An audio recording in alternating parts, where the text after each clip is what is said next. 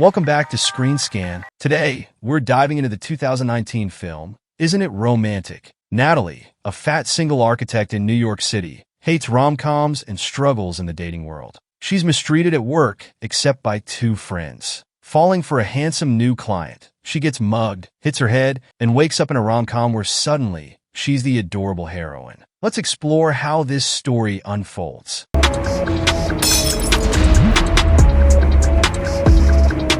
In the heart of Australia, during the early 1990s, a young girl named Natalie, Alex Kiss, finds solace in the cinematic world. Her eyes are glued to the screen, lost in the romantic fantasy of Pretty Woman. Julia Roberts, with her radiant beauty and infectious charm, captures Natalie's imagination. But her moment of bliss is abruptly shattered by a harsh reality check. Her mother, Jennifer Saunders, with a disapproving tone, enters the room and delivers a devastating blow. "Women like you and me don't get happy endings like that," she declares, her words carrying the weight of a lifetime's disappointment. The carefree sparkle in Natalie's eyes begins to dim. The magical world of Pretty Woman, once a source of joy and escapism, now seems distant and unattainable. The mother's cruel remark casts a long shadow over Natalie's young spirit, leaving her questioning her own worth and the possibility of finding love. In the bustling metropolis of New York City, a quarter-century has passed. Natalie, now played by Rebel Wilson, now a seasoned architect, navigates the corporate jungle with a cautious step. Her once vibrant spirit has been tempered by the harsh realities of life, leaving her feeling like a mere cog in the machine. Among her co-workers, Natalie is often seen as the coffee bitch, a gentle soul who is more than willing to fetch coffee for her superiors. Her only true friends are Josh, Adam Devine, a loyal and supportive companion, and Whitney, Betty Gilpin, her ambitious and driven assistant. One day, a new client arrives, a handsome billionaire named Blake, Liam Hemsworth. As Natalie prepares for a presentation, a fateful mistake occurs. Blake accidentally grabs her coffee, mistaking it for his own. Her boss, ever eager to please the wealthy client, immediately assigns Natalie the task of fetching a fresh cup. Later, Natalie witnesses Whitney watching the wedding singer, tears streaming down her face. Unable to contain her cynicism, Natalie launches into a 3-hour tirade against romantic comedies. She dismisses them as cliched fantasies that set unrealistic expectations. Josh, ever the optimist, tries to invite Natalie out for a night of fun. However, Natalie, consumed by her cynicism, brusquely rejects his offer. Whitney, witnessing her friend's self-imposed isolation, offers a gentle reminder. "People would notice you more if you were more open," she says, a hint of concern in her voice. Natalie's world, once filled with dreams and aspirations, now seems clouded by disillusionment and cynicism. The once hopeful girl who found solace in romantic comedies has become a jaded woman who believes in the harsh realities of life. As Natalie boards the subway, a sense of unease washes over her. The crowded train car feels claustrophobic, and she can't shake the feeling of being watched. Across the tracks, she notices a man on another train, his gaze fixed on her. He seems to be trying to get her attention, but Natalie ignores him, her instincts warning her to stay away. The two trains pass, and Natalie breathes a sigh of relief, believing the encounter is over. But her sense of security is short-lived. As she exits the subway, she feels a tap on her shoulder. Turning around, she finds the same man standing behind her, a friendly smile on his face. Relieved, Natalie engages in a brief conversation, but her instincts remain on high alert. Something about the man's demeanor feels off, and she can't quite put her finger on it. As the conversation continues, the man suddenly lunges at her, grabbing for her bag. A fight ensues, Natalie struggling to fend off the attacker. In a moment of desperation, she manages to disable him, sending him crashing to the ground. With a newfound sense of relief, Natalie turns to flee, but her escape is cut short. As she runs, she collides with a nearby pole, her head snapping back. The impact knocks her unconscious, her body slumping to the ground. Natalie awakens in a hospital bed, a throbbing pain in her head. As she slowly regains consciousness, she finds herself being greeted by a handsome doctor who seems overly eager to strike up a conversation. His flirtatious banter, however, falls flat, leaving Natalie feeling more creeped out than charmed. After being discharged, Natalie steps out into the crisp New York air. But something is different. The city, once notorious for its unpleasant odors, now smells like a field of lavender. The transformation is so unexpected that Natalie stops to take a deep breath, the pleasant scent filling her lungs. As she continues her walk, Natalie is startled by a sudden impact. She finds herself sprawled on the ground, a luxurious limousine parked nearby. The driver, to her surprise, is none other than Blake, the handsome billionaire she met earlier. This time, his charm seems genuine, and he offers to take her home. In a matter of seconds, Natalie finds herself inside Blake's opulent limousine, the ride smooth and luxurious. Before leaving, Blake hands her a handful of flower petals, each with a number written on it. He expects her to remember the numbers in the correct order, a peculiar request that only adds to her growing confusion. Back in her apartment, Natalie is greeted by a sight that is both surprising and delightful. Her once modest living space has been transformed into a luxurious haven. The walls are adorned with elegant artwork, the furniture is plush and inviting, and the closet is filled with every pair of shoes imaginable, each one fitting her perfectly. Even her dog, once a mischievous and unruly companion, has undergone a remarkable transformation. Now, he is impeccably groomed and obedient, following Natalie's every command. To top it all off, Natalie's grumpy neighbor, Donnie, has undergone a dramatic personality change. He has become a wildly flamboyant stereotypical gay best friend, always ready with a witty remark or a fashion tip. As Natalie takes in these extraordinary changes, she can't help but feel a sense of bewilderment. The world around her seems to have been altered overnight, and she is left wondering if she is dreaming or if she has stumbled into an alternate reality. The world around Natalie continues to unravel. At work, she discovers that Whitney, once her loyal assistant, is now a competitor, vying for the same promotions and projects.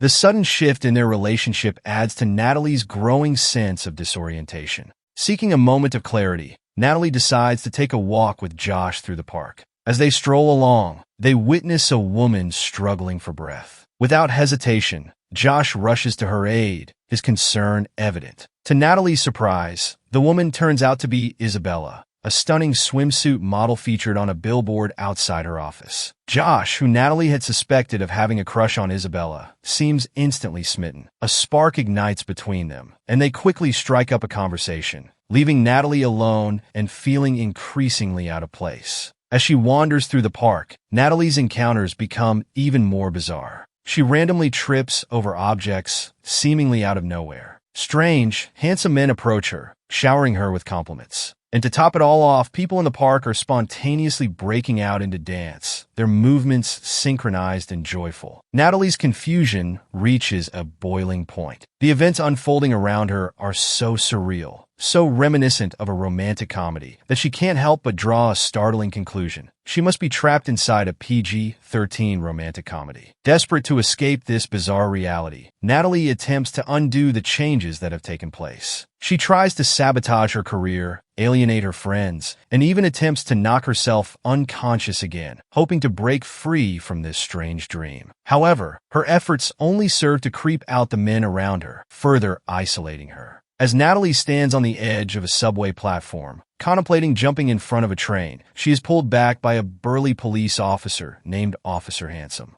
He arrests her for not paying her fare, and Natalie uses her one phone call to contact Blake. Miraculously, the flower petals she received earlier magically rearrange themselves, revealing the correct order to dial Blake's number. He arrives promptly, rescuing Natalie from her predicament. Realizing that she is trapped in a romantic comedy, Natalie develops a plan. She must make Blake fall in love with her, and only then can she hope to break free from this strange world. With newfound determination, Natalie sets out to win Blake's heart, knowing that her freedom depends on it. Natalie undergoes a dramatic transformation. With the help of her flamboyant friend Donnie, she emerges from her makeover montage looking stunning. Confident and radiant, she heads out on a date with Blake, ready to make an impression. The date is a resounding success. Blake is captivated by Natalie's new look and her newfound confidence. The evening culminates in a romantic kiss in the heart of the city, under the twinkling lights. Filled with anticipation, Natalie and Blake return to his place, eager to take their relationship to the next level. However,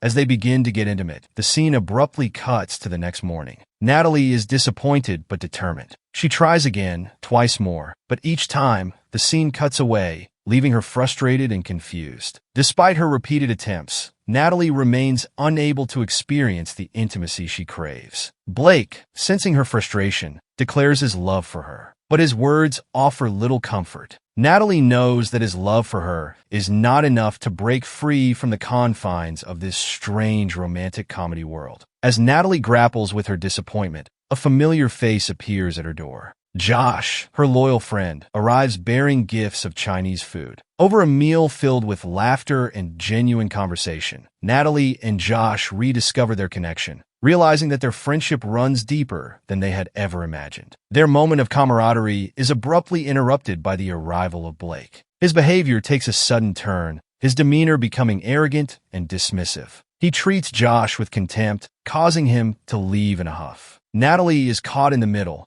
torn between her growing feelings for Josh and her commitment to Blake. A chance encounter brings Natalie and Blake face to face with Josh and Isabella. The two couples find themselves at a crossroads, their paths intersecting unexpectedly. Isabella, eager to share her excitement, invites them to a party she is hosting in the Hamptons. Natalie and Blake accept, and soon they find themselves amidst the glamorous world of the Hamptons. As they explore the estate, Natalie and Josh steal a moment alone, their conversation filled with a warmth and connection that Natalie hadn't felt before. It becomes clear that her feelings for Josh are deepening, and she is starting to question her attraction to Blake. Their budding connection is abruptly interrupted by a shocking announcement. Josh and Isabella reveal their plans to marry the following day. The news is a blow to Natalie, who had been developing feelings for Josh. Despite the unexpected twist, the party continues. Everyone heads over to a nearby bar for a night of karaoke. Natalie takes the stage, eager to sing her heart out. She chooses "I Want to Dance with Somebody," a classic anthem of celebration. As she begins to sing, a mishap occurs.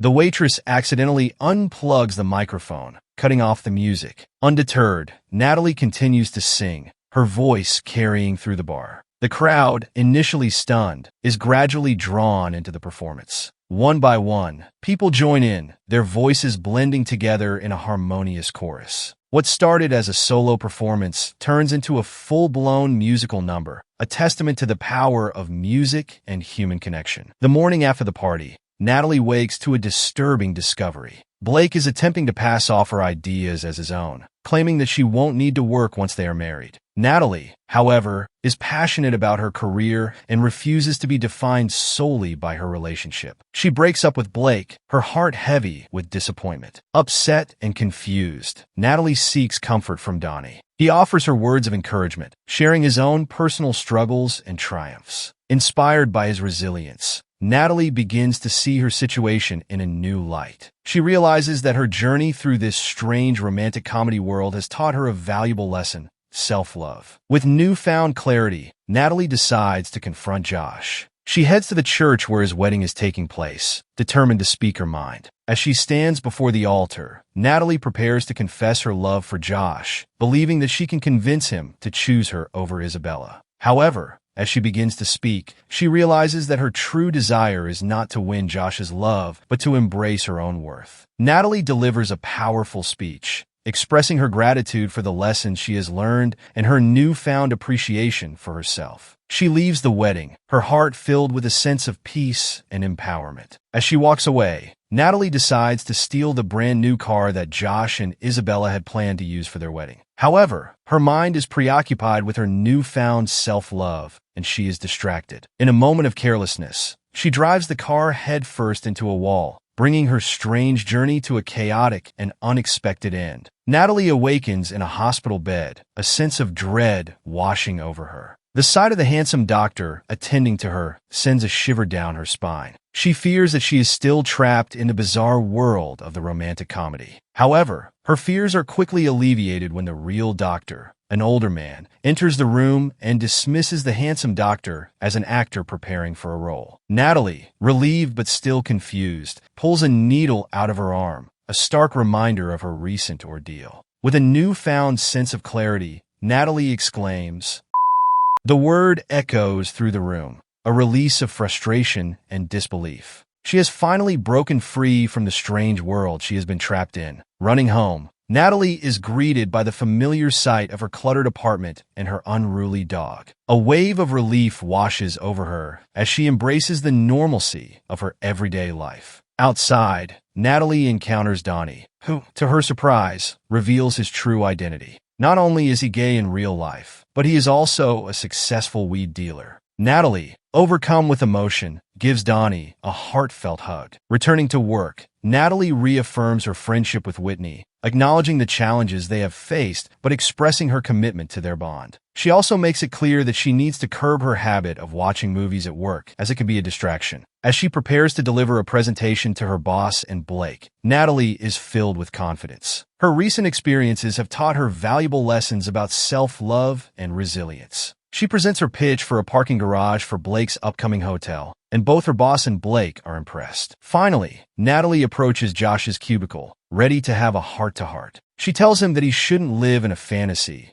staring at the billboard of Isabella. Josh, taken aback, invites Natalie to sit in his chair, revealing that he doesn't even have a full view of the billboard. It was Natalie, all along, who had been the object of his admiration. Touched by his honesty, Natalie leans in and kisses Josh, sealing their connection and marking the beginning of a new chapter in her life. As Natalie steps out of her apartment building, she is greeted by a familiar face. Whitney, her friend and former co-worker, is waiting downstairs, a mischievous grin on her face. Well, Whitney says, looks like you've finally landed your dream job and found a guy who worships the ground you walk on. It's almost like you're living in a romantic comedy. Natalie rolls her eyes, scoffing at the suggestion. Please, she replies, the only thing missing is a big, cheesy musical number. The film then cuts to the credits, a vibrant and energetic musical number unfolding on screen. The cast, dressed in colorful costumes, dance and sing with enthusiasm, their voices blending harmoniously. The city of New York, once a backdrop to Natalie's trials and tribulations, now becomes a stage for a joyous celebration. As the credits roll, the final image is of Natalie and Josh standing together, their faces beaming with happiness. The romantic comedy has come to a fitting conclusion, leaving the audience with a sense of hope, love, and the enduring power of dreams. Thanks for watching. If you enjoyed this video, don't forget to hit the like button, share it with your friends, and subscribe for more exciting content. Turn on notifications so you never miss an update. See you in the next one.